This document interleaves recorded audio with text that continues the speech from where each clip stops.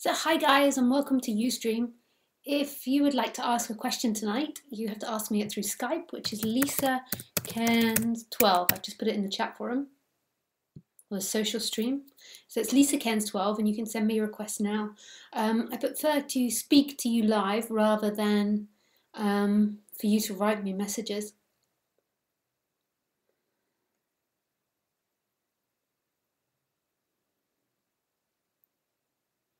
If you'd like to come to my events, I have an event in Ireland this weekend. Just let me find my website and read it all to you.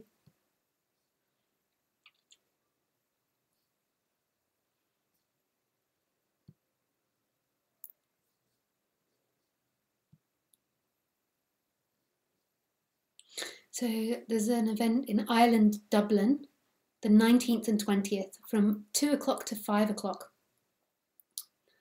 Whereabouts is it in Dublin? It is at the Lantham Centre in Surge Street.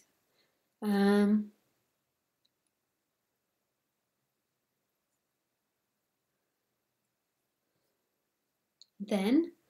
in 2 weeks' time, I have an event in Ibiza, the 1st to the 5th. So we start doing talks on Thursday, the 1st of October, until Monday, the 5th of October. That's Thursday, Friday, Saturday, Sunday, Monday, 5 days of talks. And there's still room, I think. It's quite a big space, so it's a bit unlimited, so we can either have half the room or this whole big hall. So if you still want to come to that, and it's really beautiful in Ibiza at this time of year. It's still warm and the ocean's warm, but it's not busy. So that's nice. And there's a great accommodation nearby that can be very cheap. You can camp or get an Airbnb apartment, and it's in a pretty little area.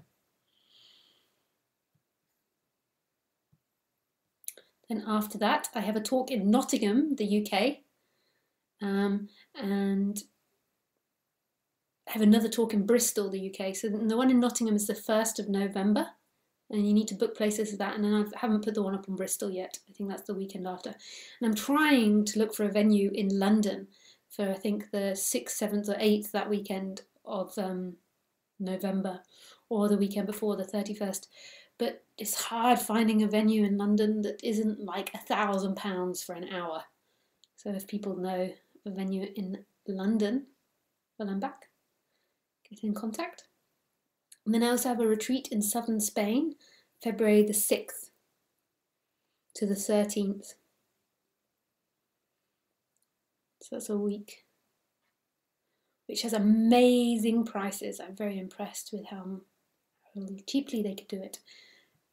For a single room, I think it's €525, including talks, room, and 3 meals a day. All vegetarian though. In a beautiful area of Spain. Okay, that's all the advertisement. Hi, Jessie. Hi, Gnos. Know this. Know this. Know this.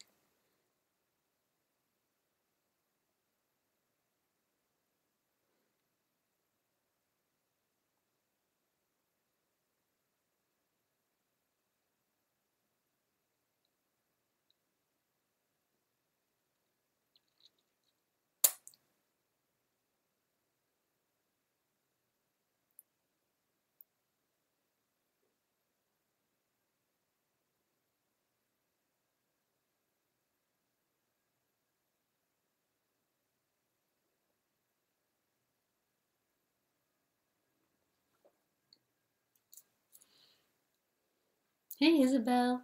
Hi, Laurie.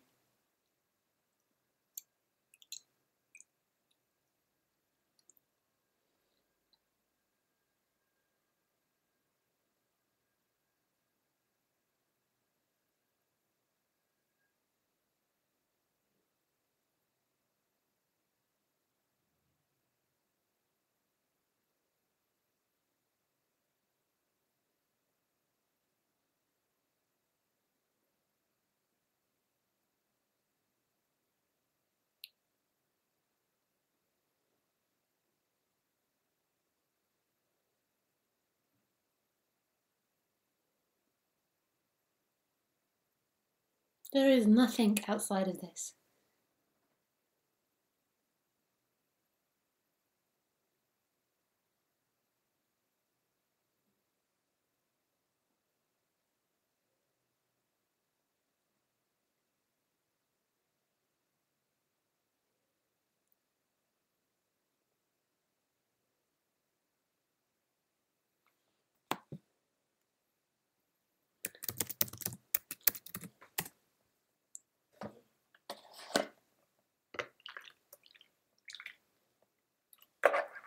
Khaleesi wants in.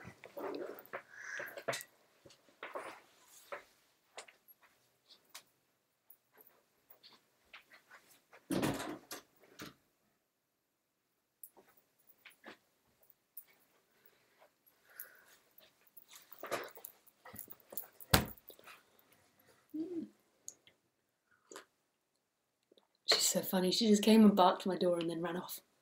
I opened it and she runs off.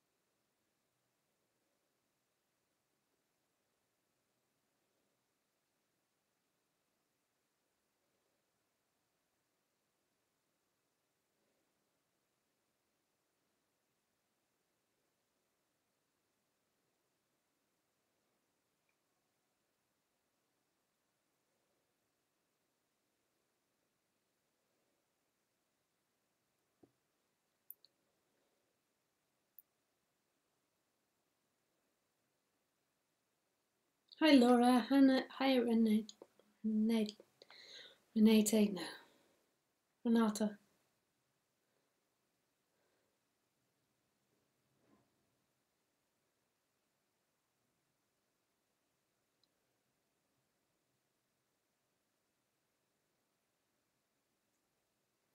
Hi Jenna. This is impossible to talk about because I make it sound so logical and simple and intellectual, and it really isn't. This is emerging force, the stillness which is everything. The absence of a centre anywhere, and that merging forward. It's always been the case, but it's just been hidden between this illusion of separation. And it's not in the words that I speak. The words are something that come and go, and it's not in their meaning. It is. Freedom is. It's everything, and it's no one thing. The reason why the human suffered is because this energetic contraction that forms at a very young age, and then it sucks in everything and pretends that there's actually a solid centre inside this body and that somebody's having an experience. And rather than life being as it is, totally free and happening to nobody, it's happening to somebody moving in time. This energetic contraction claims everything, and the thing that it mostly claims is time. And I move through time, and I am my past actions and my future actions.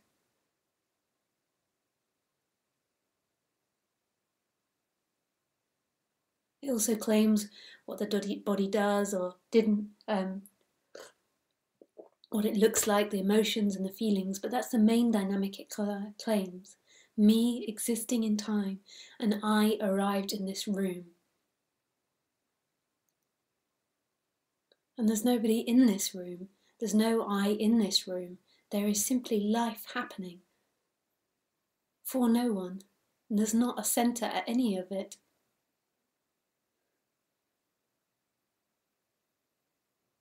And that's fantastic news. It's total freedom, but not for a person, because the person exists in time. And when that centre collapses, there's still a character, the characteristics of what the body is, what others describe you to be, a memory of time. But that character is no longer the centre of the universe.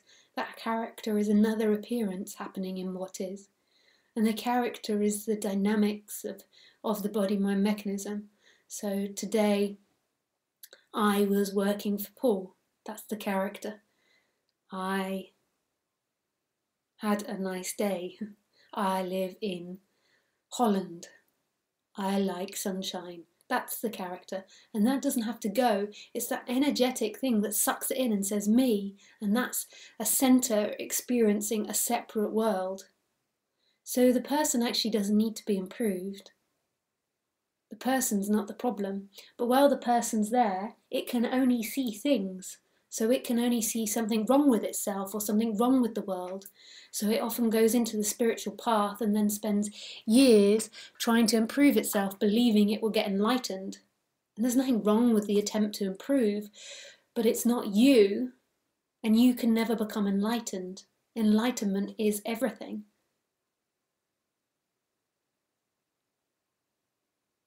Well, it believes it can become enlightened. It's like a hamster in a ball, constantly running around in circles. There's nothing wrong with the act of improving. That's what things do. This character improves her work. This character tidies her room. This character moves to a bigger house or a better house. This character buys a new car. But that's never going to bring you happiness. That's just a series of pleasures and pleasures and pains come and go. And there's nothing wrong with the movement towards pleasure, but you will never find enlightenment in a pleasure. Most teachers and most people believe that enlightenment is about you and you getting to a certain emotional and behavioural state.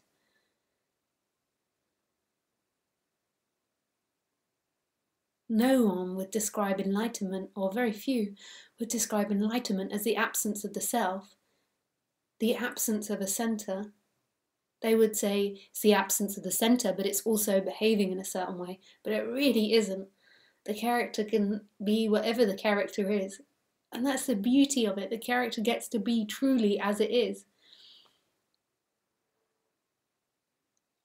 The person hears this though, the separate self hears this though, and it tries to copy that and tries to become non-dual, tries to act non-dual as if it doesn't have a centre. And it suffers because of that. It suffers because it tries not to have pleasures. It tries to sacrifice, which is just exactly the same as what the Christians do. You have to suffer in order to get closer to God. So it tries to suffer. It tries to sit and meditate for hours. It tries to hurt itself in order to get to this. Sit in I am, I am, I am, I am, I am, I am. Go to talks where it is bored to death. And there's nothing wrong with that, that's what's happening. But it's not in any of that. Enlightenment is. It is.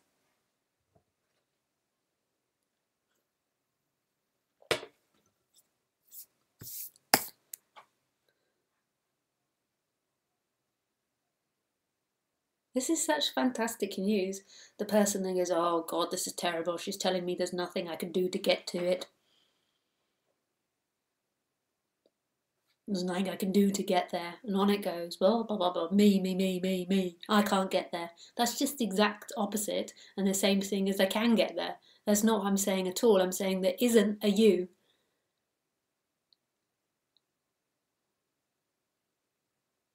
Yes, but she's saying I can't get there and I don't know what to do and I feel lost. And that's all on a different level. That's talking from a different perspective. Enlightenment is, and that's that coming back and waking up, and that happens by itself, like everything. You think you came to listen to this talk, you think that you brought yourself to non-duality, but actually non-duality appeared when it was ready to be heard, but not by the person. But then the person tries to be non-dual. And what bores those people are to be around. I'd rather be around a total identified person than somebody that's trying to pretend to be non-dual and holy and not be reactive and not show anger and not be jealous and not be naughty. Oh my God, I'd rather be around a Christian than that. Terrible. Who says in the middle of an argument, yes, but sweetie, I don't know why you're getting angry because nothing's happening. There is no body. I don't know why you're getting angry. This is all there is. This is total identification with non-duality. This is the person taking it on as them, trying to be non-dual. Actually, the character becomes more the character.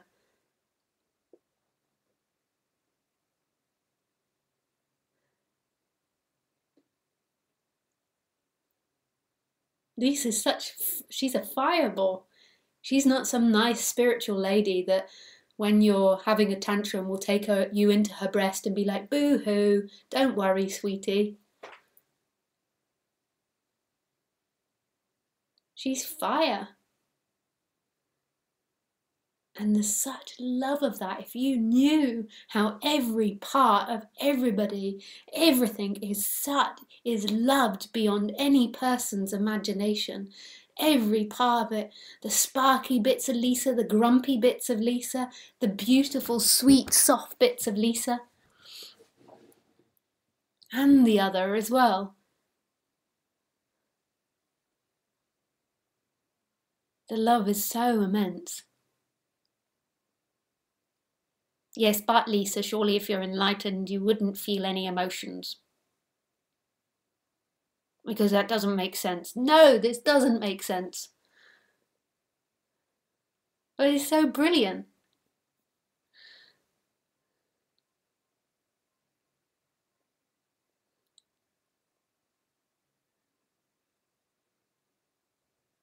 And I see people when they come to my talks, they're watching me, trying to work out what I'm like. And really what it is they want to say to themselves, it's okay to be me. So in a way, I think that people, when they come to my talks, they want to see me fuck up. They want to see me angry. They want to see me fiery or not nice. Because then they want to say, okay, so it's okay that I'm like I am. And if you knew how much love there is in every action, every word, it's just because the person's separated, it doesn't feel like that. It feels contracted and not enough. But this world is made of total love in all its darkness and lightness. It's a world of opposites. The way that which life created all this is in the world of opposites. But the spiritual seeker wants to find only light. It's scared of the dark. It runs in circles trying to find only light. I love the darkness.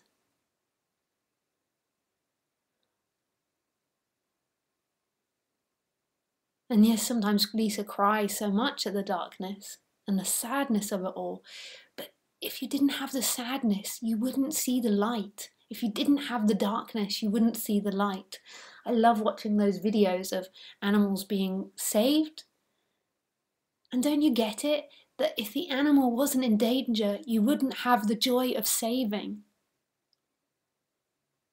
And it's so beautiful, all of it.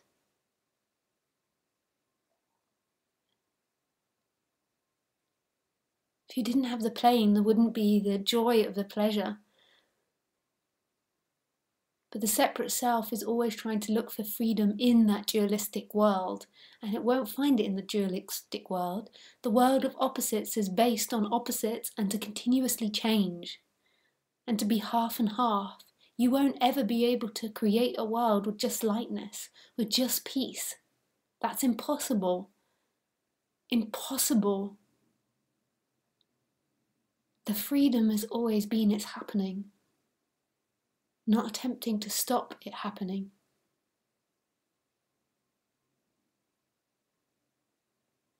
It's so beautiful, this subject. And so, Lisa, I'm so in love with it. It makes me want to cry often, the beauty of it all.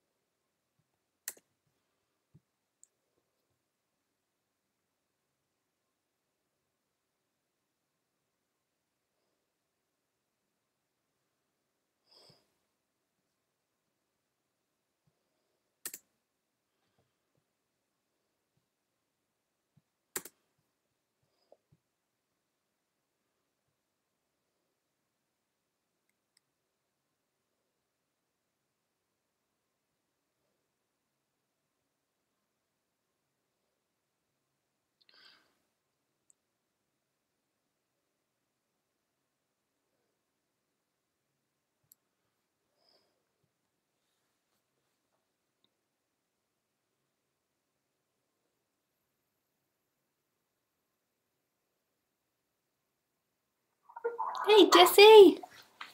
Hi, Lisa. Hey. Hang on a sec. I just put my. There we go. Oh, there. Hi. Oh, hey. Hi. Nice to see Oh, you both. nice to see you. Nice to see you. Hey, your introduction was just out of sight. Yeah. Yeah, I bet everybody's thinking that. That was outrageous. Oh, God. I had a question that came up. I was just wondering about a sense of humor. You know, a sense of humor seems like such a personal thing. Like it would be centered around kind of a personality and upbringing and everything else. But did you find that changed for you when Lisa dropped away? um, I always had a good sense of humor. Well, but that's really like relative to everybody. Like I'm sure there's many people that think that I didn't, but I could be like. So I've always loved humor. Like, but I do find that I spend a lot of the day laughing because life is so silly and it's so simple the way it's set up, but so complicated at the same time. But simple in the sense that it's always one thing to another and it's always playing between the opposites. And we as humans are fascinated by that, but we're also so scared of it. So we're kind of always trying to push it away. But it creates such comedy. Like, yeah. And then the other senses. I mean, well, the real senses, the seeing, hearing, etc. You know, that really seems to focus energy into a very personal sense, and it's always seemed like kind of a stumbling block to me. It I don't want seemed to say like what, sorry? it's like a little bit of a stumbling block to me because it's such a strong hypnosis and such a strong glue for the Yeah. individual self. But it will always be looked through the senses, but when the center disappears, it's like there's nothing here in which those senses are reporting to. Like, so it will always be done through the senses. That's the way it's set up. It has to be done through the senses, but it stops being something that's in relationship with the senses and with the world. It stops being a center. It stops having any middleman. So there it's like nothing's yours or not yours. It is in terms of the character, but there's nothing that's you. But the character plays out and the senses play out. It's all to do with that feeling like this has a back on it. You know what I mean by the back? Like there is something here, there is nothing here, and the senses and the world are reflecting this always. And you are found ultimately in the senses and the world, not in something here.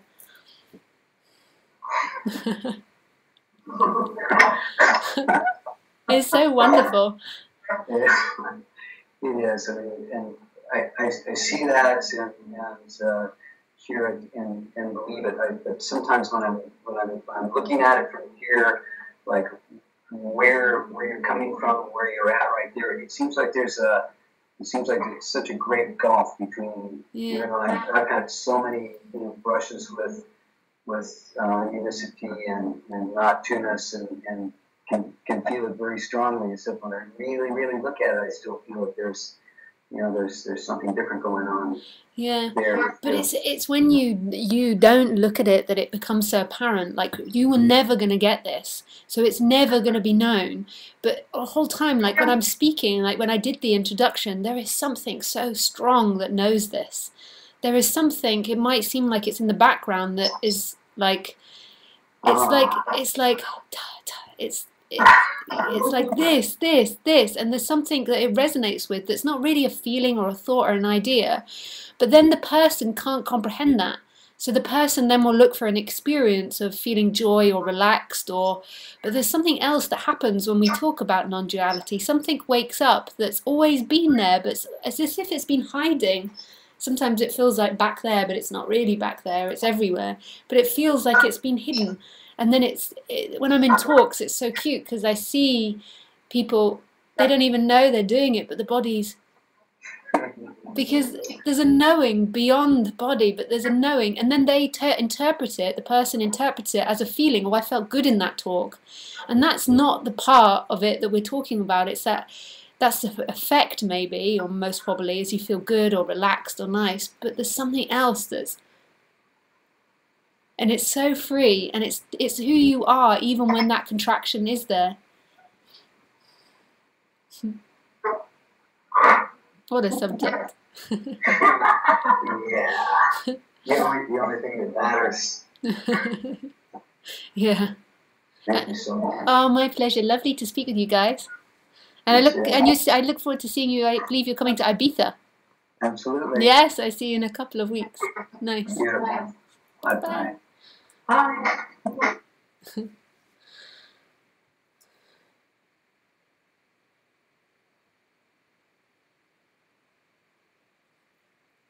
So this is from Source Is. I just quickly read it, so I'll answer it.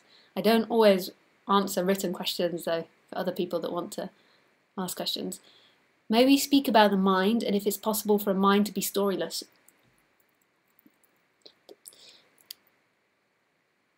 Well, anything's possible, ultimately, but no, like, it could be, but really it can't be. I'm going to totally... I mean, anything's possible, but really I don't know what you mean by the mind, but this is interpreted at the moment through human body-mind mechanisms. And the one thing that the human has, which is different from most other animals, is the ability to think and tell stories. And telling stories is so incredibly important. Everything is a story. Like science, the way we communicate science, mathematics, anything that you think wouldn't be a story and would be a fact is actually a story. Our whole world is based on a story. Our ability to make an iPhone is based on a story. Our ability to create light when there's no sun is a story, by being able to communicate stories to each other, by being able to communicate how that works, by being able to communicate ideas.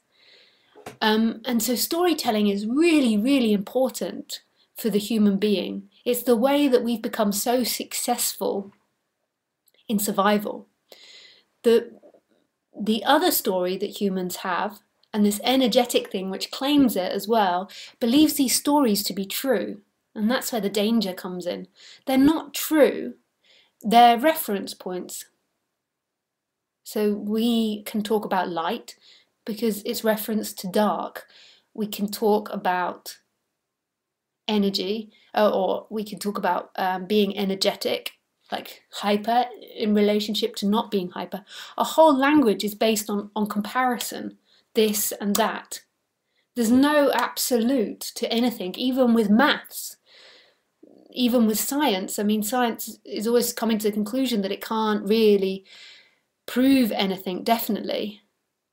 That's because it's based in a language that can never be a definite. The language is based on comparison. So therefore, language is always moving and changing. But this is where our ability as humans is amazing, because we have the ability to tell these stories continuously and constantly update information. And the internet at the moment is like a massive storyteller. And we're becoming such good storytellers. You know, we watch so much film and TV. Our stories sometimes go a bit bizarre, but it's constantly updating information, making these brains, I don't know if it's bigger because some of the stories we tell are really stupid, but it's using the muscle of storytelling. So it's really important. Like, yeah, it's really important to have storytelling as a human being. So when you say mind, I suppose you mean brain, but that's what, or being alive as a human, that's what has to happen. There's not always, I suppose, storytelling going on, but most of the time. Like, we need to tell ourselves, oh, I need to go to work now, or I need to get dressed now, or have a shower. My dog can't. I realised today that I play with her. It's so cute. I play with her. She sleeps on my bed. I'm naughty. She sleeps on my bed, and I play with her. When my foot is under the cover, I bounce up and down, and she gets so excited by this. She thinks that's such an exciting game. It's like an animal under the cover, but it's my foot. I thought she kind of knew it was my foot. Like, I thought she knew it was me. Like I'm sitting there like, ah, da, da, da, making all these noises, and I do it with my hand as well. But today, um, I took a treat and showed her and then put it under the cover, and she couldn't work out that that was my hand poking up at her. She kept looking at me for the treat, and she wanted to go this way to get a treat, and I was poking the treat under the cover at her like dum dum dum. And even with her smell, she still believed that I was over there, I suppose with the head. Like she couldn't see it connected to my body, so she kept trying to come here for the treat, and I was like, no, it's under here, and I kept showing her, look. So like, and the reason that we know is because we can tell stories about it. We can teach each other all these different things, and it's not reality. Like the cover's not really a cover, my foot's not really a foot, my body's not really a body. That's our language that we use in order to communicate. We think that if we stop storytelling, we will be free. That's not the freedom. The freedom is the energetic contraction which sucks all this stuff in. And then it has an effect on the stories, this energetic contraction. What it then does is, then the stories sort of feed off this idea that you're actually in here and that you are something in here, that you are a separate person in here. So then it goes into a bit bizarre storytelling, and these kind of fall away when it changes. Like there can be a certain amount of blame, like if somebody ran over my dog, I'd be like, no, you ran over my dog. Or somebody stole my car, I would try and get them to pay for it. But it's like ultimately it's nobody's fault, it's just happening. And when it becomes so apparent, there's not really anything to blame. There is in the character world in a limited way, but there's nothing really acting independently, and this becomes so apparent. But obviously if somebody breaks into my car, I'm going to be like, you pay for my car. If somebody dog peed in my car, I'd be like, you pay for the car cleaning. Like so it's not, I'm not talking about a behavior that comes with, it's more that there's just a change that happens, and this is no longer seen as personal. So it's not the stories that are a problem, it's this contraction. But this contraction in a way does make the stories have a certain quality to them, and then the stories to that person are really real. So what they tell, if somebody's an asshole or if somebody's bad, they really believe that's real. It's really funny, some gossip was being spread about me recently, and I tend to just ignore it, because when you're the public figure, so when you're the one that everyone's looking at, you're going to get gossiped about. And sometimes it's nice gossip, and sometimes it's quite horrible gossip. And I found out about this gossip, and a few of my friends were the ones that told me. And I didn't reply or say anything to it. And I realised by not replying or saying anything to it, these friends believed it was true, because I'd not given them another story to compare to. It was really funny. Like, they just took the other story because we believe in stories so much. So because I didn't come up with another story, with a counteractive story, then those friends thought that it was a real story. They didn't have something to imagine it out of. So we always take what these stories and what people say as really true, and we create such dramas by doing that. He said this, she said that.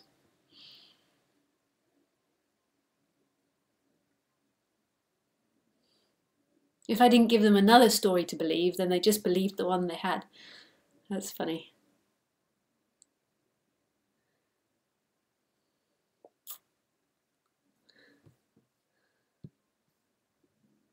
Hey, Phyllis.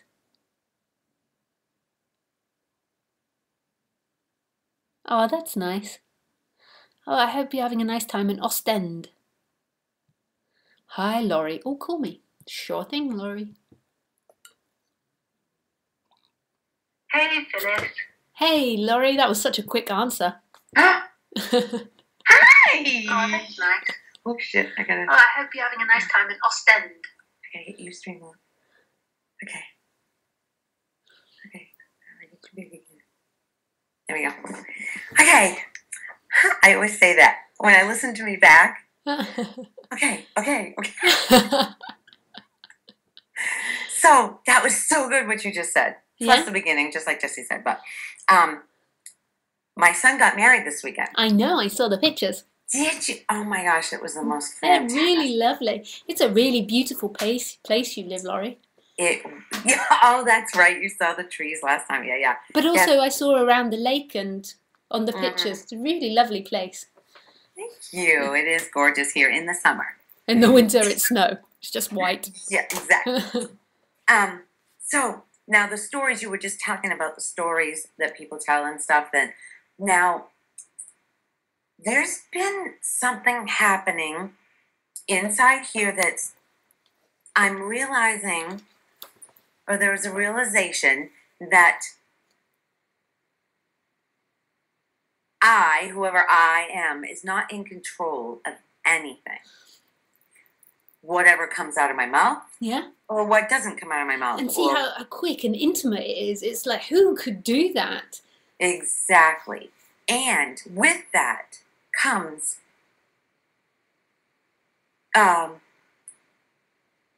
automatic realizing that the other person doesn't have control over what they're saying either. No. So right there blocks the taking things personally. Yeah, yeah. And that happens by itself, like just the chipping away of that energy, which is holding things on. But what you'll mostly find is that energy comes back and flips in and out. So at some points there will be life happening and there won't even really be a noticing of it. Like a noticing of the person doing things and that you're not responding with blame and stuff. It just is kind of happening and you'll just look for practical solutions to solve the situation. And then that person will come back again and then take it personally and then it will try and talk its way out of it with non-duality. Like it's not their fault, and that's it, trying to not feel the pain of what it's feeling. So you find that contraction sort of like, it's like a pulses. It's sometimes stronger and sometimes less. And then when it completely goes, although that's unrecognizable, when it completely goes, it just kind of life happens and you don't even notice that you're not really blaming or like taking things personally because you've got nothing, you're not really comparing that anymore. It's just life happening.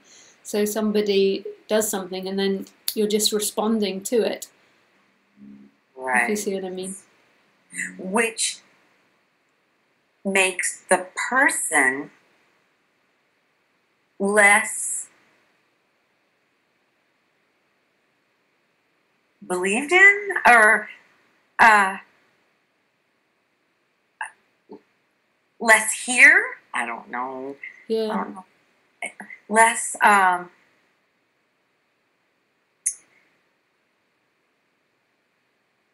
as people are saying the stories that you were talking about, as they're saying stories, there's not a belief in any of them. Yeah, but it's not an effort. It just is. It's just the way Right. it is. Stories are like a very practical thing. And they're very much in the moment, and they really don't describe what's happening. It's more of a practical thing in order to be able to communicate. And then we gossip and we tell all these stories about fun. But I do enjoy gossip. Like, don't get me wrong. Like, I enjoy gossip. You know, I enjoy When it's hearing about you. enjoy hearing about who slept with who and and who's done this. Like, Paul really makes me laugh gossiping about his friends sometimes and what they've been up to. So, but none of it's true, and that's just Paul's way. That's the Paul machine interpreting the events. It's not actually talking about them. Like, and it's so funny, isn't it, when you've heard a friend described by another friend, and then you actually meet that person, and then you're like, it's not that they got it wrong. It's just their body has a certain way of interpreting it.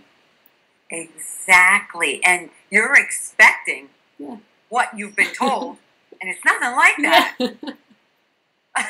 I love that though, because but it's not that body's identified that gossiped. It's just that every body is an interpreting machine, and depending on its up-to-date conditioning and genetics, it will interpret stuff in certain ways. So it'd be so funny to line up all your friends and hear the different perspective of Laurie. You'd be like, so who am I? Which one? No kidding, because no one can define. Yeah, and then the perspective that you have on yourself is normally so warped. Like, and even if the illusion of the self falls away, still the character's perspective on the character is just warped because it's going through this machine of interpretation. And, so, like, and the warpedness is usually towards the negative. well, I don't know. Usually that's what I find when when people are saying you raised such wonderful boys. I just got that left and right, and people telling me how beautiful I was the day of the wedding and all that. There was not an acceptance of any of that. I feel like the boys raised themselves. We didn't. Well, I'm a little bit.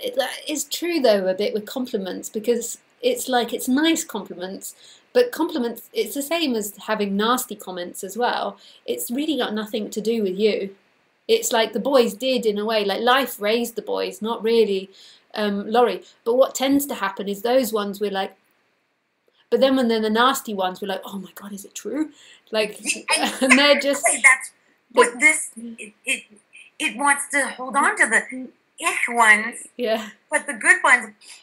Because the separate self is always seeking to be a better version of itself. So it's important, the information for it of where it's screwed up, like that, because then it can seek to improve. The information about it's good is okay for a little bit, but it's always wanting to, and it depends on the different characters. You get the prideful characters that only want to hear the good things about them. But well, that's the thing. If that's what the thoughts are, if somebody says that I raised, such great boys or whatever, so if they were doing something that person didn't think was right, then I raised shitty boys or what, I don't want to take any of it. Yeah, it's all just perspective. But I mean, like, why not? We're all dancing all the time, so you're being told that you've raised fantastic boys, you're like, woohoo! And then they tell you you've risen boys, and you're like, oh. It's all like a party, really, and none of it really describes or says anything. And it's all relative to what you're comparing it to. So if they were really spiritual people that were very much like Christian or Quakers or something, they might see it as bad. Like, they might be like, oh no, they're too materialistic, or it's just a relative thing. It's true. Whatever somebody else's conditioning is, seeing them through their body mind. So you're saying that this is not the easing of the person, what you're talking about. No, but it can have side effects where it eases the person. Please, I mean, major. Well, yes, but I don't like to highlight that too much. I mean, there was quite a radical change with Lisa, but there's other characters that I've met that, their characters didn't change that much because they were quite placid characters beforehand. Whereas I could be quite melodramatic, and like when I had my period and stuff, I could really shout at my boyfriend and have up and down. Whereas now I don't really have the ups and downs. But at the same time, who's comparing that to who? In one way, it's in terms of non-duality, that's an irrelevant thing. And most of the time, you're not even thinking about that. Like, you don't even notice what you're not anymore. It's only when Paul or somebody points it out to me. Like, Paul's he thinks Lisa's wonderful, it's very sweet. So he always tells me all these wonderful things. I'm like, oh, really? Really? I don't even notice it, because you don't notice an absence of something. You'd have to always be comparing it. You don't notice. Which is what the mind does. Yeah. On this end of it. I just find that I notice it when I go and stay with people that are really identified and really suffering. But then the reaction is, wow, that's really complicated. I'm the worst therapist. If anyone ever wants a one-on-one session, Julie was telling me today that I'm a good therapist, but I'm really bad. Because people tell me their dramas, like really terrible stories sometimes. I'm like, that's complicated. Oh, that's shit. I'm not very good with the complications of life, because life can be so complicated and present so many difficult situations. And really, there's no solution to any of it. That's what life does. And you can't really fix it. If you're if you're really taking it personally, then that's what's happening. If you're not taking it personally, then that's what's happening. Like, you can't really give non-duality as a way to stop taking it personally like that, but there's nobody there. I hate that when somebody's really suffering and then somebody comes along and says, but there's nobody there. You're like, oh, come on. I did that in the beginning. Everybody does. In the beginning of listening to you, my husband, I drove it. Now he says it to me, but there's nobody there, and I'm like, it's so funny because me and Paul are writing this film script, and we do scenes like this, and it really makes us cry with laughter because everybody's been guilty of it. It's like the person identifying and when it suits itself, it's like there's nobody there. But then when it's feeling a deep emotion, he's like, yes, but I have to be able to express myself. I could give you so much stuff. Oh, but I wasn't a big preacher when I was younger. Like, I got into Buddhism and I preached a bit to my poor housemate. Like, I would say to her things like, it's really bad that you wear makeup, and I did that. But then I stopped quite quickly. But Paul tells me stories where he used to go to like these gurus in Holland and then just heckle them down. Like, like he would just argue and argue and argue with them. And then like a year later there was one of them and he wrote and apologized. He was like, sorry. But this just takes over. Yeah. And you don't even realize it, really, until it's in your face. Oh, I guess I did that. Yeah. So a lot, I know you don't like to say this, but the lessening of the contraction inside the body is happening along with this, realizing that people aren't, none of this is under our control. Yeah, but it's happening, and then the side effect is in the lorry body mind mechanism is these realizations, but it's happening. This is waking up in you before the character. So before the character intellectually understands it, this is waking up. Then the side effect is the character understanding it and the intellectual understanding. But there is something waking up. There is an energy waking up. I mean, it sounds so dramatic. It's not. It is everything. But there is something which is seemingly being covered, and then that's coming through. And then often there's like realizations and understandings in the body-mind mechanism. But that's not it. The intellectual understandings. It's that energy coming forward, and then that goes along with the side effects of relaxing the character at the same time. But the character can never see it in the character's world. So the character can't look at itself and say, oh, I'm more relaxed now, that equals liberation. That might be the case, but that's still looking in subject and object. I see. You can't judge it by that level. Like, this is something waking up that's still the character. Yeah, but I mean, that might be true, and like I can say to you, oh yeah, Lisa really relaxed, although it's becoming harder to remember what Lisa was like. But I can remember events, but it's hard to remember the detail of it. But you can't judge waking up by the side effects. Like because the side effects will be different in every body-mind mechanism. So some body-mind mechanisms that have been really repressed might actually become more fiery. So you can't go by the idea that it relaxes the body-mind mechanism. Like if you've been a really quiet, meek woman that's always hidden, like and is very shy, then what you might begin to notice in that body-mind mechanism when this begins to reveal itself is fire coming out of that character. Like it might become more fiery and say what it's always wanted to say. So you can't judge the side effects. Like you can't see them. They're in subject object and they're always to change and they're not an absolute. If you see what I mean. And that's still in the person. Yeah. But that's could be the effect, but what's really waking up is incomprehensible to the person. Until that completely collapses, it's incomprehensible in the personal world. And the person, even right to the end, will still think that it's about it. and it's about the relaxing of it or the understanding of it. It can't help it. That's what it'll do. It sucks it all in, and then it disappears. That energy disappears, and then there's never been anything here in relationship with anything.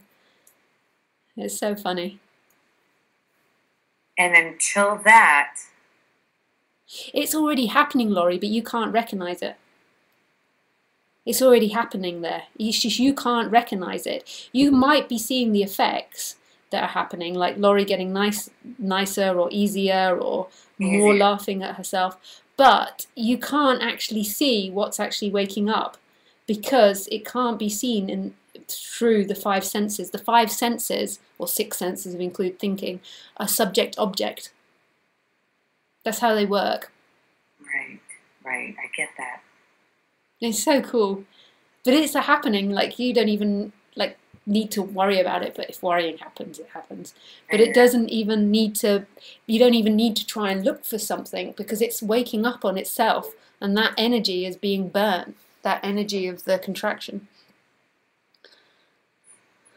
So how do you know all this? Yeah. How do you know it's happening? You wouldn't when I don't. Because you wouldn't continuously be listening to this. There's not enough intellectual to keep anybody interested for long. It's being heard. Like even after one second, like one listening to it, like there's something else happening because intellectually this can be comprehended. You could get this, but not really get it. You can get it intellectually within the first one or two sessions. Okay, I know I sometimes say things in a complicated manner, but there is something else that's hearing this. There is something else that's beginning to hear this, and it's just so obvious. Like I can see it. You can see it like in the audience. Like sometimes when Paul's has a really large audience and he's there's lots of people there that aren't into non-duality, but because he's quite well known in Holland and he has all these people that come and then judge it and are really cynical. And I just say, remember to look at the ones that are just, because it's like they won't say anything. They were not in a big group like that of 200. The ones that will be saying stuff will be the arguing ones. Like, and then so he did this talk for like 200 people, and he really was some really argumentative people. And then afterwards, there was like about 10 people that wrote, and just like you could hear that they really were hearing it beyond themselves. But you won't ever be able to see that about yourself, Laurie, because you can only look in subject-object. But there's something else that can hear this, that knows that you are everything, that you've always been looking at yourself, and everywhere and everything is it. And that's not intellectual, that's like this is so intimate and primal, this, what's being talked about. It's the most intimate thing there is. When you're with Ilongo on Sunday, yeah, I didn't know what was happening, but when I watched it, listened to it last night, I saw, Lisa's got, where'd this come from? Your last YouTube, I'm like, it said 1, and I'm like, what? So, and it was a long time with him. There was some roles you were on that there was a complete stillness that just, And it's like this, because when the person's there, it's always covered, that stillness, which is everything. But it's not something you can perceive, but it is everything. Like the nature of everything is so vast and still. Like me and Paul were describing it like a lake, but it's like like a still lake, like the kids were standing on the dock behind them. Yeah, that was just as calm the whole day. And that's like the part that the person's always covering up because it's in this me. It is not quite a feeling, but it's so apparent when it. Yeah, but when it begins to reveal, it's so apparent. But it makes the people around you kind of crazy. Could do. Sometimes it relaxes them, and sometimes they they find you really relaxing, but then sometimes it really disturbs them as well, because they haven't really got much to fish off. You know, if they want if they want you to play the victim and they want to feel powerful, they're like it can be a bit disturbing on the other side. But then other times that can be really appreciated too. So they just move through whatever they're moving through. Yeah.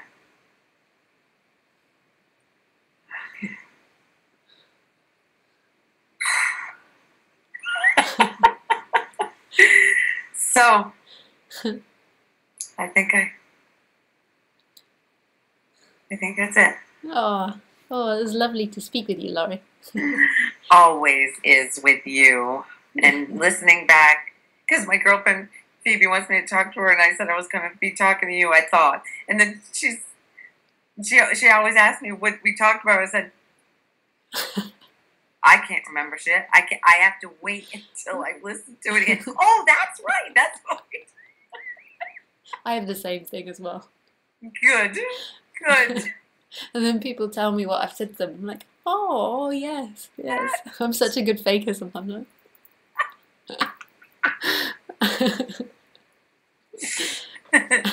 All right, woman. Bye, Laurie. Great evening. Thank you. Okay. Bye-bye.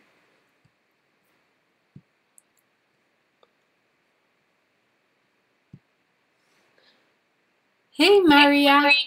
Hi, Lisa. Hey. Yes, it's very beautiful today. Oh, yeah? Really beautiful. It's Mm-hmm.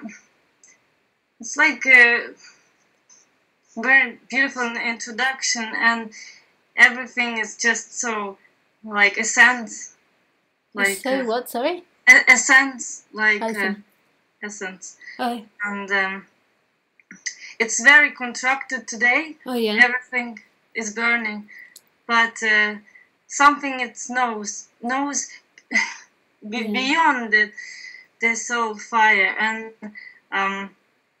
it is everywhere. Yeah. It just is, and it doesn't really matter what's happening around and what situation, what feeling. It just is. Yeah.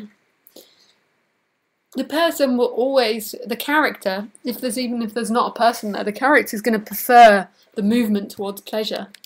Like it's going to prefer eating a nice meal as opposed to something that's tasteless with no salt or anything. So the character will always move towards pleasure, but it's free, all of it. The moving to it, the eating it, the getting it, the not getting it, all of those movements. And that, like, it's free inherently, no matter what happens, but the character always is going to move towards pleasure. I sometimes get the impression that people listen to these talks and they try to, as characters, give up pleasure. And I think that this is depressing for people. It's not about the character giving up pleasure, but pleasure isn't enlightenment. Pleasure is pleasure, and it comes and goes, and you'll never be able to fix it. Yeah. You won't find what you're looking for in pleasure or in the movement of things. No in pleasure, no in pain. No, in nothing, actually. Yeah. Yeah, it's always is the same. Yeah. Everywhere. Yeah. Yeah. So thank you so much for your beautiful words from this. No. It's like a honey. It's too thick. It's like a honey. It's like delicious. Yeah. It is the most beautiful subject, and it's not just. I don't mean to make it sound like it's a Lisa thing. It's like there's other body mind mechanisms, or that are speaking about this. It's just so beautiful. It can sound really negative to a person. Like I can imagine people that have never heard non-duality before, and they can interpret it as saying, oh, she means that it's not sad that children are starving to death, or that we shouldn't help people. Like I remember once posting this post on my Facebook page about this dog that was going to be destroyed if it didn't find an owner within the next week or something. It was at a dog's home, and I posted it on my Facebook page, and it was like non-duality people were booing it, like you shouldn't help others, like that's against non-duality. And I found that so sad that that's what's interpreted from these talks, and like it's really not to do with action of what the character does or doesn't do. The character of the human loves to help. It loves to be involved in community and other people and doing things and working together. And when people identify with non-duality, they take that on board, and then they try to behave as if they have no pleasure and they have no preference. And then this is when it becomes really cold and dry. And then you get this whole movement from a lot of speakers now that are about bringing back the person, because they most probably, or they see this, the people that come to their talks have identified with non-duality. The person has identified with non-duality, and then it leaves this cold staleness, this deadness. And that's really not what's talked about here. This isn't about avoiding anything in the character world. The character has to be as it is, and the character will move towards pleasure. The character likes to help things. Most humans, as long as you're not like a very strong testosterone leader, but most humans have a big sense of empathy. Like they like to help and they like to work as a group, and we have this really beautiful quality of helping. And even though it's not somebody doing it, it's not personal, and it's merely a functioning playing out, it's still something that happens in the human character. It doesn't happen so much in other animals. Some of them do it, but not so much. So it's not really about the person. No. The person always will go this way it goes. Yeah, the way it goes. And it's the biggest depression that the person will get listening to this is if it tries to identify itself with non-duality and it tries to be empty as a person. And then this is when you see those non-duality or spiritual people trying to walk around as if they're nothing. Try to be nobody. Try to be. But they're trying to be nobody, and the character can't be nobody. The character is in subject-object. The character always is somebody, but ultimately it's all it's all not broken down, and this isn't happening to someone. But the character has to be in this and that, subject-object. That's where it exists. Not try to be holy and still and just be nice and... Oh, well, no, not necessarily nice. If the character's going to be an arse, the character's going to be an arse. Can be everything. Can be anything. Yeah. So it's seen more and more. Yeah, and it's really not a prescription of a way to behave. No. No, so... Nice. So it's everywhere. My pleasure. Really lovely to speak with you again, Maria. Thank you so much, Lisa. Thank you. Bye. Say hi to Alicia. Oh, I will do. Have a nice evening. Thank you. Bye.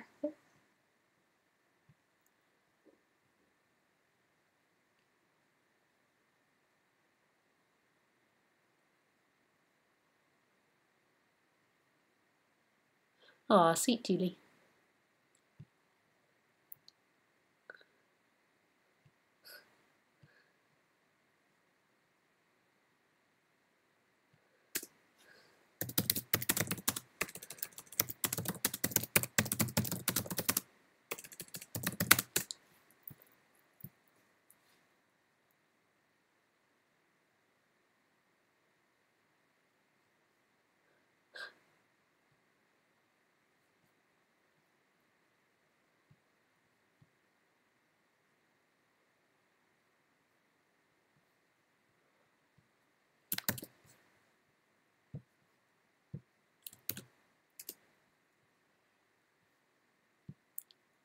Hi. Hi. Hey, Gianni. Hi, Lisa. Hey. Can you hear me all right?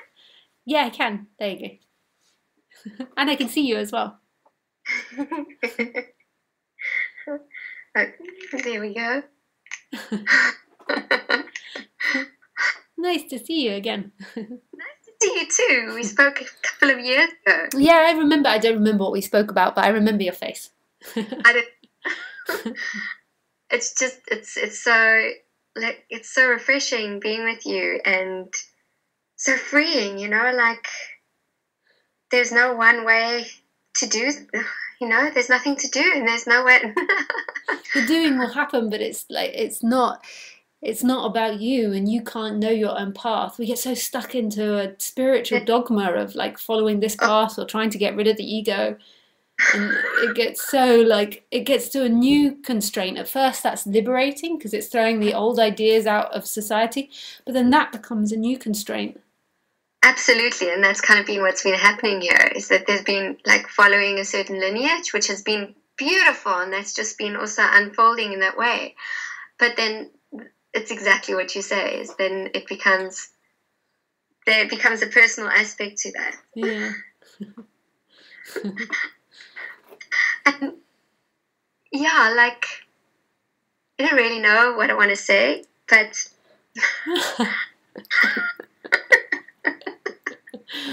Well, I'll most probably come up blank then. but it's like I guess kind of like it's the character wants to say whatever is seen is as a result of inquiry, like that nothing has ever happened. There is nothing, there is only this, and this recognizes itself. There's nothing that recognizes it.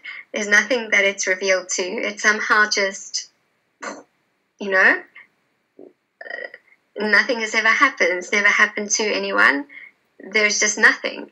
And somehow then the character thinks, well, you know, this was a result, this seeing was a result of inquiry, but it cannot be the result of anything. There's no cause and effect. Yeah. It might seem that way. It might seem that there was a listening to a speaker or inquiring happening, but ultimately it's always been this stillness. It's never been somebody's job to find it. Everything appeared and disappeared in it as it, and the illusion, the dream appeared in it as it. And so whatever the person thinks it did to bring itself here is never a truth, because it never existed separately. It just had this game of playing as if it was something else than this. And does it? And then what happens is it almost like that seeing becomes a little bit more opaque, and the dream seems to, that knowingness is always there.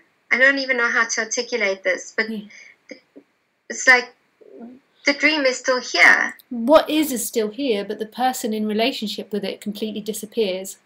So everything is it, and and then that one that was separate from it disappears, and it's totally not an intellectual thing, but nothing is separate from you because there's nothing it's in relationship with. Even though the hand is touching the computer and the eyes are looking at this, there's nothing which it's actually happening to. The senses and the sense become one and the same thing, but not intellectually. It's such an energetic movement that happens, and yet the character can still go on normally, the body carries on functioning kind of the same, but there's nothing in relationship anymore. It kind of eats itself up, and before, where there was something in here, like somewhere around here, it's totally empty. It's but then it's like then this person seems to come back, and it's like there's nothing, and then all of a sudden there's just this something. Yeah, that's what it does. It goes on and off. I understand this nothing, and trying to say, oh, you know, like I understand this nothing. Yeah, but it does that. It goes on and off, on and off. That person comes back and is in relationship, and they're not, and then eventually it just dies out. But it does do that, and then when the person comes back, it claims it, and it will think, so I saw nothing, or I got myself here, or I did this, and then at some point that energy will burn itself out as well. But it can become very that energy can become a lot softer, and the person can still be there and think it's enlightened, but it's like really soft, that sense of self. So it kind of like it feels very different than when there was a big sense of self there before. But then you'll notice it by the person thinks it's enlightened. You see, and it's like identified with something, it will think, I got this, or I know this, or I understand this. Yeah, I totally know what you mean. I totally see that. Because it can't, it's not known. No. It's not known. It's not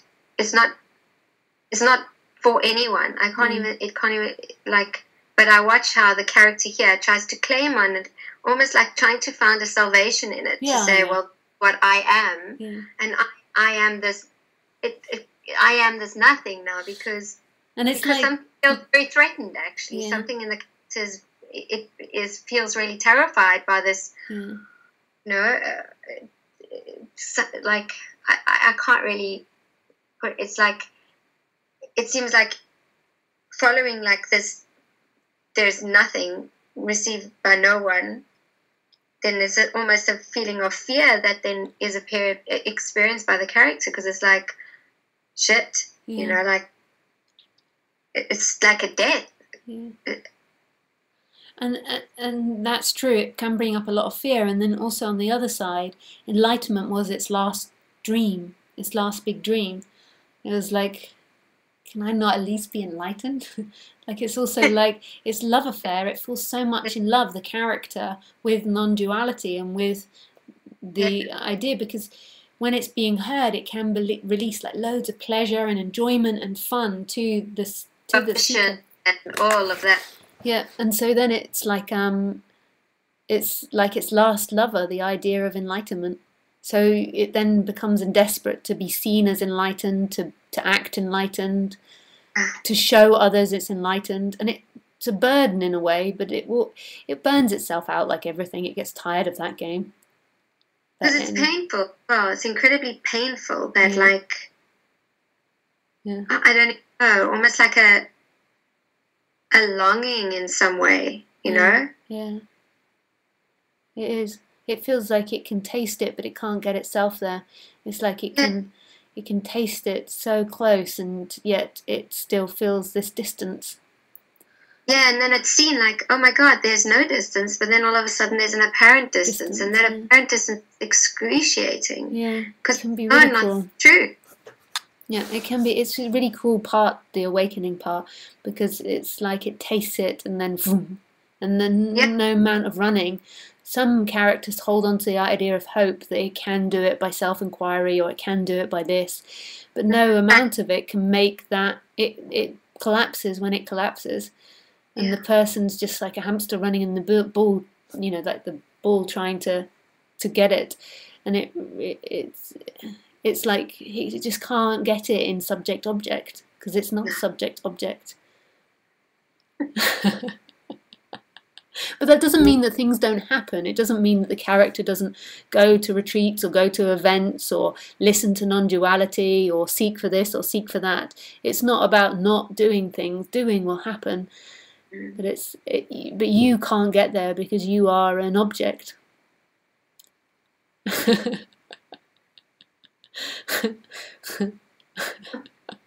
What a subject. I sometimes like I don't think about non-duality too much, but like it sounds like I do because I talk so much, but I don't think about it. But sometimes I reflect on what I'm actually speaking about, and then I'm like, what a subject. I'm saying there is this, but you can't get there. Like, it's like the worst sales. And then I go and do these talks and people have to pay like 20 euros or something to come in, and I'm like, well, actually there's nothing to sell here, but you can never get there. Yeah, because it's not something that anybody could ever get to. So it's like an artist coming to a talk where they're taught that they can't paint. Yeah. I mean, what a talk you're doing. But luckily, a lot of people that come from having listened to me on YouTube, so they're really like. But sometimes when I go to these big events which are organised by other people, I'm like, ah. But there's a huge freedom in it as well. Like on some level, I don't know how to. There's a what? Sorry. There's a freedom in the fact that, like, because this character's tried everything. Yeah. Every single thing. It's kind of like trying itself into oblivion, trying to get it, and this is just like, it's pointless, you know. Yeah. It's really pointless. Yeah, that can be a very relaxing notion idea. there's then this feeling of like, Yeah. you know, it's like, It's happening. yeah. Oh, my pleasure. Lovely to speak with you again. Yeah, lovely to speak to you too. And so just whatever. Bye. Bye.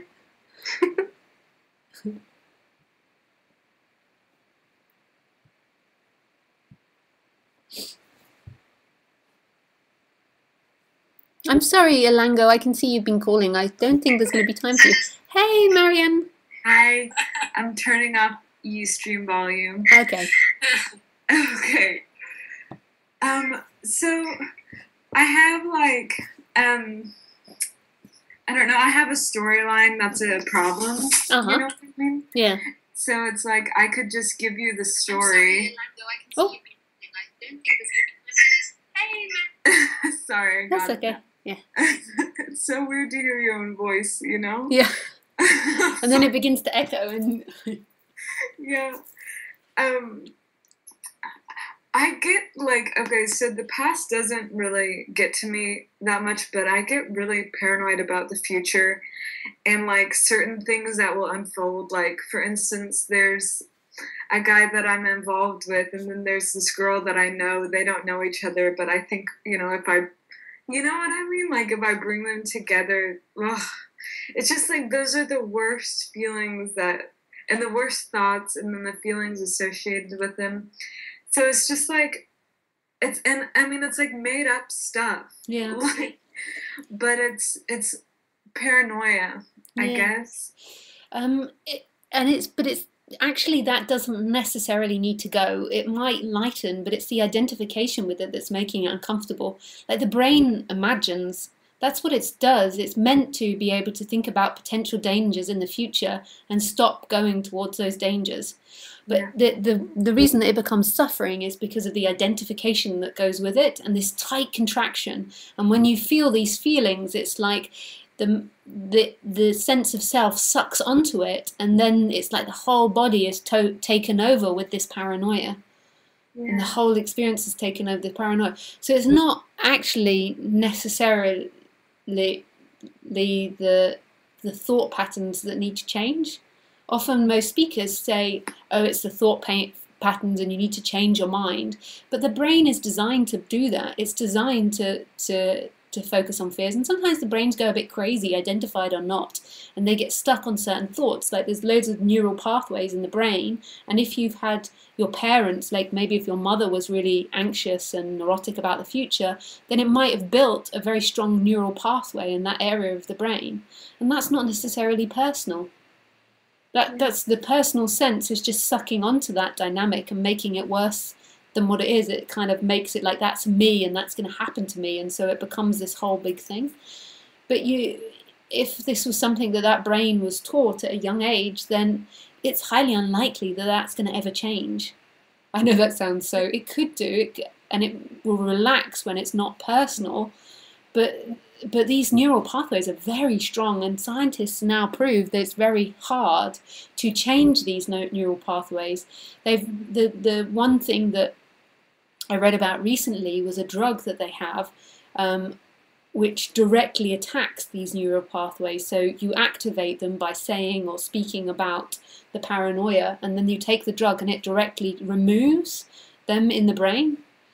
But most other forms of therapy, it's quite hard to remove these sorts of things. Mm-hmm. So the problem is the sense of self, and that will go by itself. What's going to happen in the character, though, is you're going to keep seeing this dynamic as the character, and you're going to want to keep trying to fix it, because you will see it as a pain for yourself. Yeah. And that's just what's happening, and that will act its way out. And you'll keep wanting to get rid of it and wanting to stop it. But it's something, all bodies come with their particular programming. I've been a dog walker. I've shared this a few times. It most probably sounds quite shocking to people, but it's really not shocking. I've been a dog walker since I was about 8 years old, and there's a few times where I've had a few nasty incidents when I've been really far out in the middle of nowhere.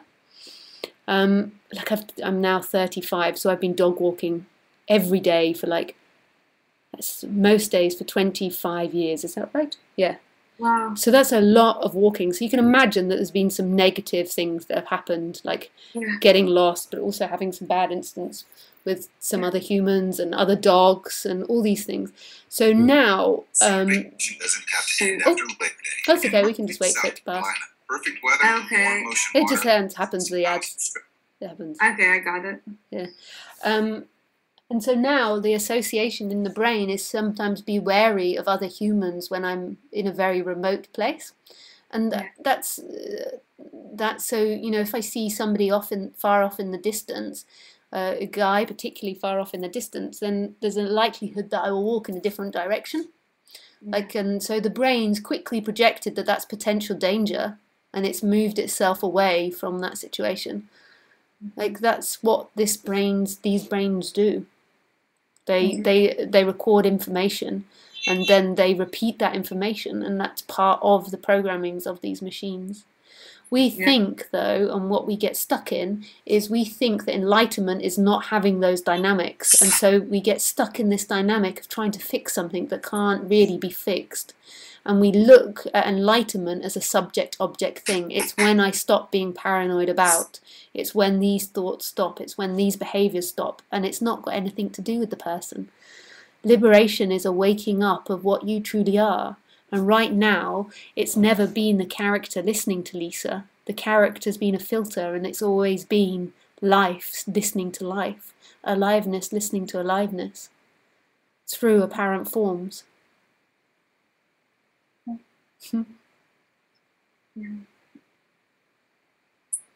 Yeah. Okay. There's nothing to really, I guess there's nothing like you say sometimes to do, but doing will happen. So if it becomes too painful, that body might go and try and find some alternative therapy or some form of therapy to relieve it. So doing always happens. The body always will move towards pleasure and try to avoid what it associates as pain. But enlightenment it's not something that you can get to. It is. You can run as far as you like. You can be in the deepest hell, and there's always aliveness. There is always God everywhere, in everything. Yeah. Sometimes I think the more painful it gets, the more the self collapses. So it could be that's the way it happens in some body mind mechanisms. Is the sense of identification becomes really tight, like really strong and obvious and apparent, and then it sort of burns itself out. But then in some other body mind mechanisms, it seems to go out without any fight.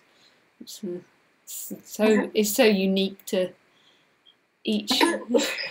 What's funny is that like something bad happens, like this terrible imagination happens, and then it's like I hear the FedEx guy and I got a book in the mail, and I'm excited about my book, and so it totally it just shifts like that.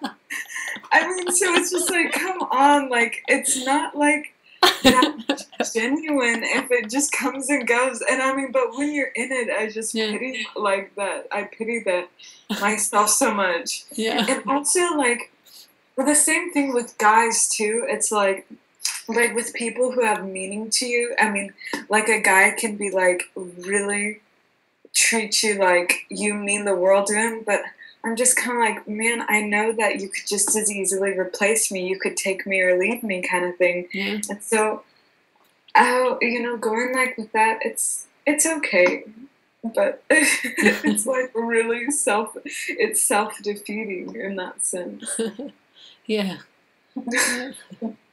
whatever. Thank you for your time. Oh, my pleasure. Lovely to speak with you. You too. Bye. Bye.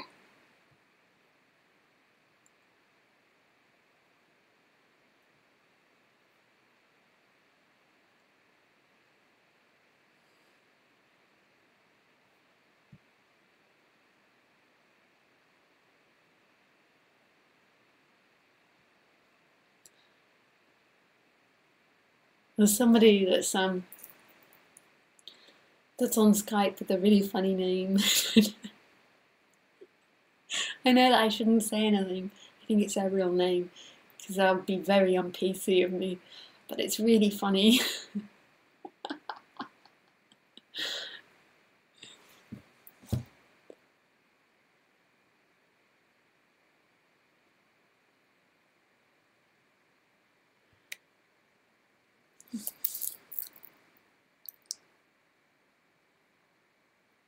Well, there's so many funny gossips, Laurie. Laurie says, so if the gossip's about you, can I hear some gossip? I mean, there's so many funny gossips. I mean, there was once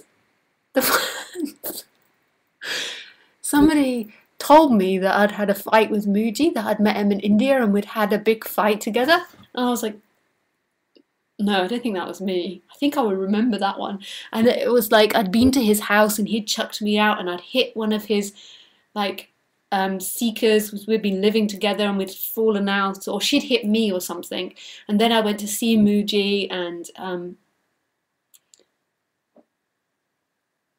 then Muji asked me to leave, or I forget the way it went, but it was a really complicated, dramatic story. And somebody had, like, a friend of mine had known this apparently about me, and she had never said anything to me.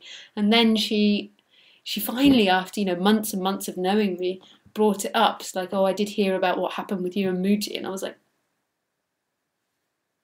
what happened with me and Muji? And then it was so funny because if I denied it, it looked like I was like, no, that's not true. It looked like I was trying to get out something. So I just was like, no, what can you really say?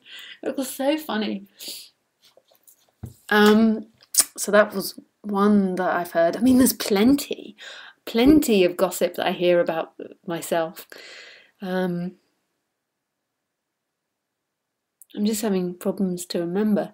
And then also gossip about close people. Like I hear things that Paul has done and people, and it's just, luckily Paul and I have a really sweet relationships, because sometimes some of the things that come back to us both, I mean, what dramas.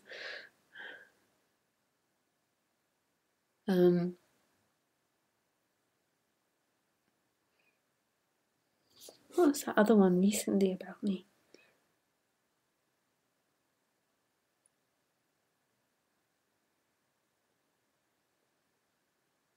Oh yeah. Oh no, I can't say that one because that involves a friend of mine, so it's not very appropriate. I can just say the one about Muji. I mean, everyone gossips about him. Can you imagine, like, where would they get this story that I've had like a massive fight, an argument with Muji, and like been hit by one of his seekers? It's funny. I did meet Muji, but a long time ago when he wasn't famous and he lived in London. And then I met him occasionally when I was in India as well. But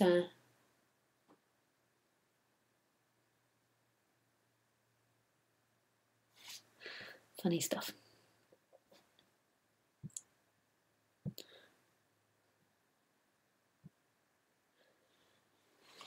Evening, Lisa. Hope you are well. Good to be able to be here with you again. Just to say you're really on the ball, describing the indescribable, quite something. Huh. So patient too. Best, Satya. Question. In terms of self, striving, wanting, conditioning, etc., are you basically saying we should just give up trying, i.e. stop operating from self and just cultivate being, and i.e. abandon the clusters of responses we fix on? No, I'm not saying that. It might sound like that, and that's how often I think people interpret it, which is sad actually that that's how it gets interpreted, because I really don't mean it like that.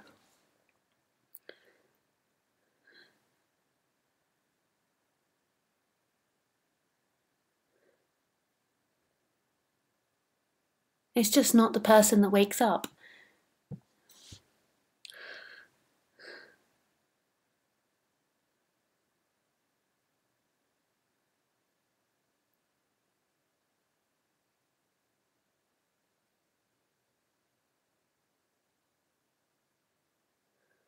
And no matter what the person does, it can't get to it. But I'm not saying the person should surrender, because then that would only be a person that surrendered, and the person would then be trying to be something else, someone who surrendered. So it's try and act like it surrendered. Oh, I accept this, when inside there's deep resistance. So I'm not talking about what the person should or shouldn't do, but the person finds that really hard to hear because the person is used to being somebody that follows something. So in every other form of life, it learns how to become an artist, it learns how to become a Christian, it learns how to raise a child, it learns how to build a house. So in everything else, it's something that it can learn and it can possibly get to. And there can be a learning, and it's not a personal thing, there's learning and brick on top of brick, and there's a house. So then it takes that to enlightenment. It thinks, I can possibly do things to get enlightened. But what non-duality is trying to express, that it is enlightened, already is enlightened, even if there is a contraction there feeling like it's not or not. Every part of it is enlightened. And none of it's happening to someone. That someone is an appearance in it. But this is impossible for the person to hear, because the person wants to follow. Tell me what I should do. Tell me how to get there. The person is in past and future, me to get there in the future. And yet everything, every sound, every sight, I'm not speaking to somebody. I'm not speaking to that person that wants to do something to get there in the future. That's a functioning, that's a filter appearing. Then what else is there? Who's being spoken to?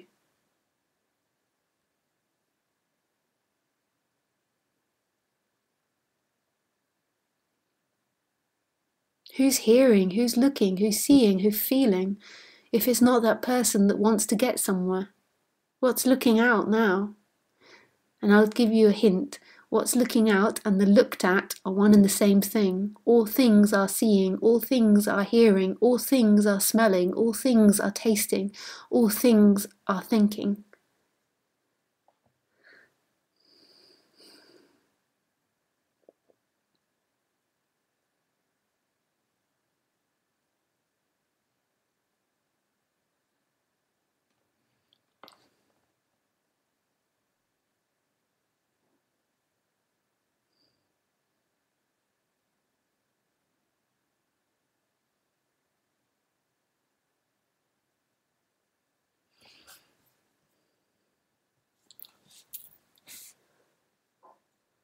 So she's asking, okay, so you're telling me not to buy into the story? No, I'm not telling you that. Hard, eh?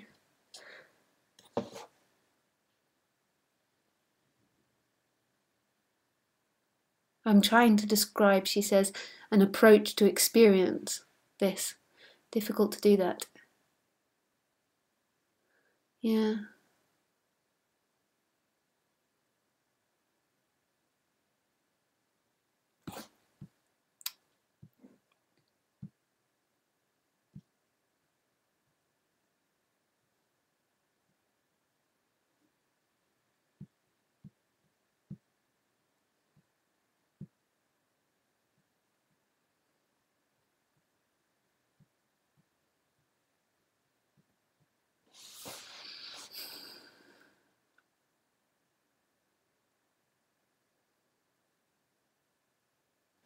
It's two more. Ah, four more.